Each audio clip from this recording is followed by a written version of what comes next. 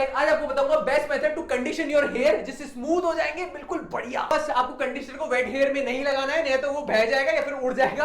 आपको उसको डैम्प हेयर में लगाना है 30% वेट। कंडीशनर के अंदर सिलिकॉन्स नहीं होनी चाहिए, इंग्रेडिएंट लिस्ट यहाँ पे डाल रहा हूँ और है ना वो फेक शाइन देते हैं, नेचुरल ऑयल्स होने चाहिए। बट रूट्स में अवॉइड करना, खाली हेयर पे लगाना, 1 मिनट तक मसाज करना और 2 से 3 मिनट तक रखना, उसको अपना काम करने दो। कंडीशनर यूज करना हेयर टाइप के हिसाब से ताकि बाल चिपचिपे या ड्राई ना हो जाए। सबसे बेस्ट कंडीशनर कौन से होने वाले हैं? ओनियन ऑयल वाला हो सकता है मामा अर्थ का, आपके किसके लिए? ड्राई हेयर के लिए, और आपके ऑयली हेयर के लिए आर्गन ऑयल वाला मामा अर्थ का। कंडीशनर पूरा रगड़ के धो मत लिया करो, हल्का फुल्का कभी रह जाए तो कोई दिक्कत नहीं है, इतना ज्यादा रोकता नहीं है बालों को, ड्राई हेयर के लिए अच्छा है।